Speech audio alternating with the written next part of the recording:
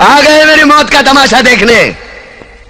अब मुझे लटका देंगे, जुबान ऐसी बाहर आएगी, आंखें बाहर आएगी, थोड़ी देर लटकता रहूंगा, फिर ये मेरा भाई मुझे नीचे उतार देगा, फिर आप चर्चा करते घर चले जाओगे, खाना खाओगे, सो जाओगे। तुम्हारी ये नामर्दानगी, बुज़दिली एक दिन इस देश की मौत का तमाशा इसी खामोशी से देखेगी। कुछ नहीं कहना मुझे, तुम्हें कुछ नहीं। तुम्हारी जिंदगी में कोई फर्क पड़ने वाला नहीं। अंधेरे में रहने की आदत पड़ी है तुमको, गुलामी करने की आदत पड़ी है। पहले राजा महाराजाओं की गुलामी की, फिर अंग्रेजों की, अब चंद गद्दार नेताओं की और गुंडों की। धर्म के नाम पर ये तुम्हें बहकाते हैं, तुम एक दूसरे के गले काट रहे हो। काटो काटो। ऊपर वाला भी ऊपर से देखता होगा तो उसे शर्म आती होगी, सोचता होगा मैंने सबसे खूबसूरत चीज बनाई थी, इंसान। इंसान नीचे देखा तो सब कीड़े बन गए, कीड़े कीड़े। रेंगते रहो, सटते रहो और मरो। आए और गए, खेल खत्म। क्यों जिए मालूम नहीं, क्यों मरे मालूम नहीं। कलम वाली बाई क्रांति लाना चाहती थी, कलम के जोर पर काले वर्तमान को खत्म करना चाहती थी। कौन समझा उसकी बात को? सब साले मुर्दे, जिंदा लाशें। किसे जगाती वो?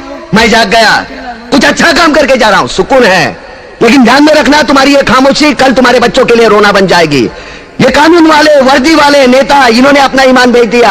एक दूसरे को जलाते वक्त तुम्हारा ईमान कहां गया था? भाड़ में।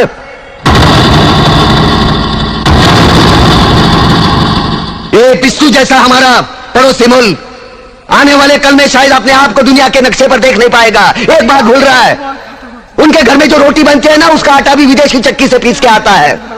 साले अपने खुद के देश में सुई नहीं बना सकते और हमारे देश को तोड़ने का सपना देखते हैं। वो ये सपना देख सकते हैं क्योंकि उन्हें मालूम है ये मुर्दों का देश है। वतन के लिए किसी को कोई हमदर्दी नहीं है। इसे तोड़ना बिल्कुल आसान है। मैं हिंदू, मैं मुसलमान, मैं सिख, मैं फलाना, मैं ढिमका। एक लाठी को तो कोई भी तोड़ सकता है, लेकिन लाठी के भारे को तोड़ना मुश्किल है। मैंने बचपन में पढ़ा था, स्कूल में, तीसरी में। मैं क्यों समझा रहा हूं तुमको? क्यों समझा रहा हूं? पागल हूं मैं? भूसा भरा पड़ा है मेरे दिमाग में। क्यों बातें कर रहा हूं इन पत्थरों से? हंसो हंसो, खुशियां मनाओ। क्रांति की राह पर एक और कुत्ते की मौत मरने जा रहा है, कल कोई और मरेगा। हमें क्या? हम इसी तरह जीते रहेंगे, है ना?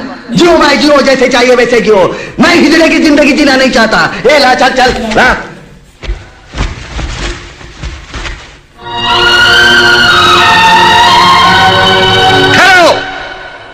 ये फांसी नहीं हो सकती। उन देशद्रोहियों के खिलाफ जो सरकार को सबूत मिले हैं, उससे साबित होता है कि प्रताप ने उनसे, भारत के राष्ट्रपति ने उसकी सजा माफ कर दी। ये रहे उसके कागजात।